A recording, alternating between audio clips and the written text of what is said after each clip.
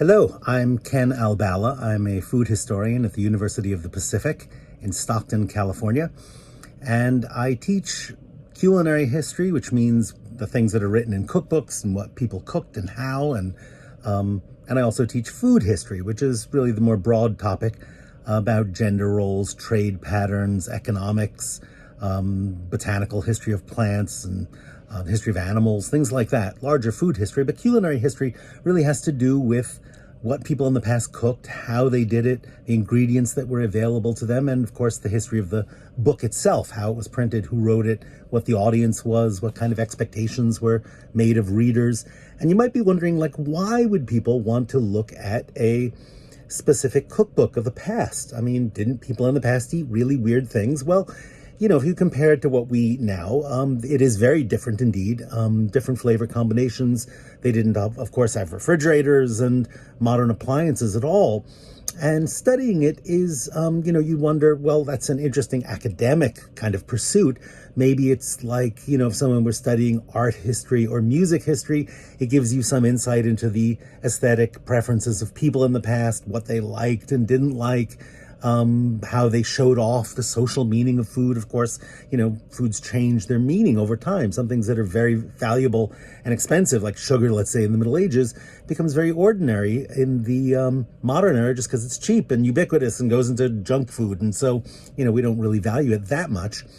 And of course, all of that is there. That's part of culinary history. And it's a very important part, is just to learn about the past and what interests it. But my purpose here for this course is a little different.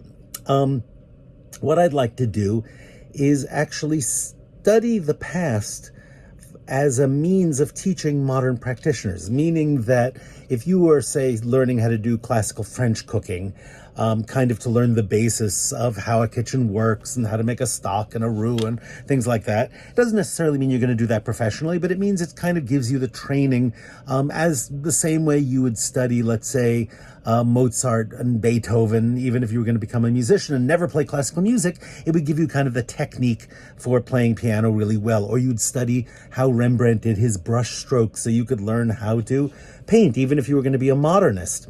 Well, why don't we do the same thing in food? Meaning, why not just study more than just Escoffier? Why not look really deep into the past in a way that would inform our kind of understanding of the way flavors go together? Let me just give you an example of this. I've been working on Apicius lately, who's it's a cookbook ascribed to this guy in the first century AD, an ancient Roman.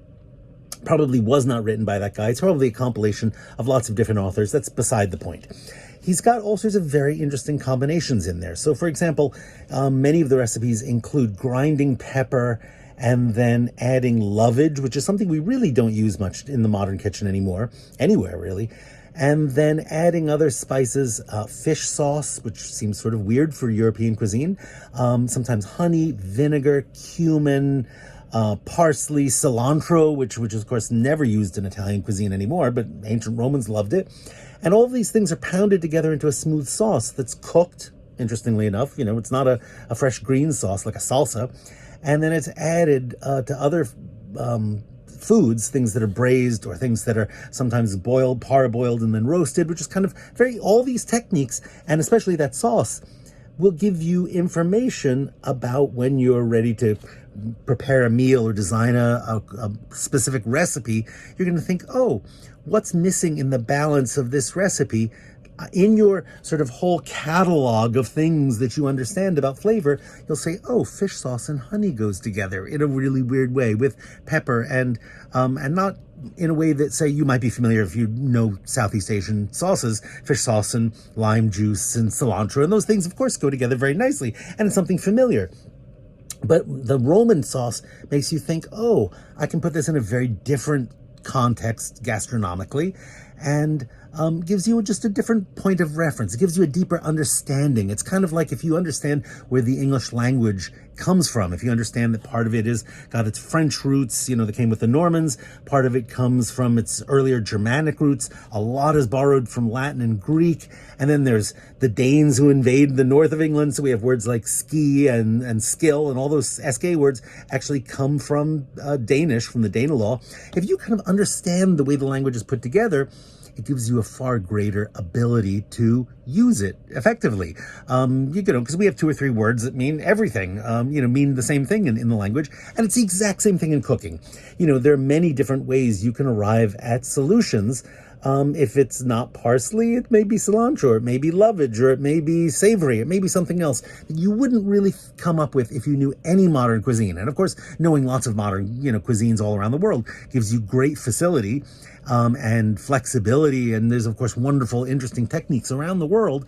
But why not look at those in the past too? Well, there's a whole, literally thousands of years of cooking that will inform your skill, your knowledge. It'll make you a better chef. And I think, honestly, a smart chef is a better one. And I don't mean this just for those who are literally going to be working the line. It could be for product development. It could be for marketing and research. It could be for advertising, understanding the history of a specific food item that you're trying to sell. Well, that's, of course, knowledge better than just going to Wikipedia and finding out the made-up version of the history. Knowing the origin of foods, the history that they go through, how they ended up where they are. I do this little quiz with my undergraduate students, and I say, I'm going to name a whole list of ingredients, and I want you to tell me where they come from. And I say okra, no one can get that, it's Africa. I say cola, no one can get that, it's Africa also, surprisingly. I say macadamia nuts, and people guess Hawaii, because Hawaii grows a lot of them. It's, of course, Australia. Macadam is a Scottish name.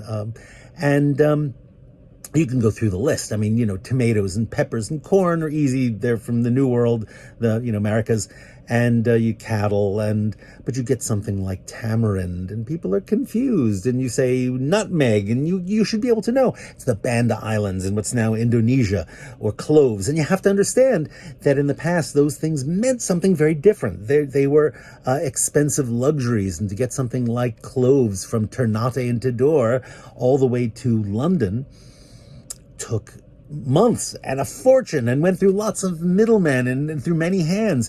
And so use of it had a very different meaning in the past. It wasn't just, let's add some little note of spiciness to our, pumpkin spice mix on this thing, which is, of course, very, very medieval. You wouldn't guess that if you were a modern person. But in the past, of course, it was showing off your wealth. And so understanding those flavor combinations, why people put things together the way they did, that's the whole point of why I'm doing this course. And I don't think you can really understand those things if you just read them. I want you to cook them. I want you to taste them. So that's what we're going to do here. We're actually going to go from ancient times to the present, cooking a specific meal, actually several different recipes. Each person will take a different recipe from a cookbook. We'll read the cookbook, interpret it, learn how to read between the lines, what the author is actually meaning, because of course there's no measurements, there's no cooking times and things like that. But that's not a hard thing. You can be very easily get over those things. And then, of course, tasting these is absolutely essential, because you don't really understand why people did things. The Apicius book I was talking about, I always looked at that book and I thought, these flavors are so weird. There's flamingo tongues, and there's sow's womb and dormice. Yeah, they ate stuff like that. And I haven't eaten those things, but most of the recipes are actually not that weird at all. They're actually pretty similar to things that we have today.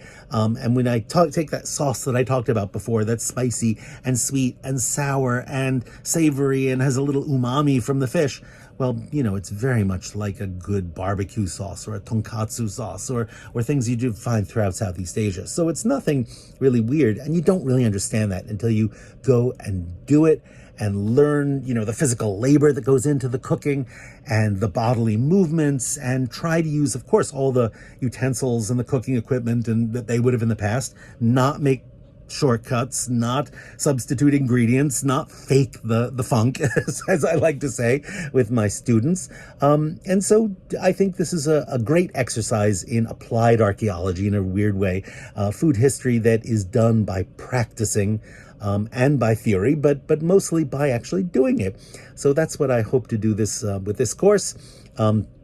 I don't know exactly what it's going to be called yet, but let's call it Applied Food History or Applied Culinary History 101.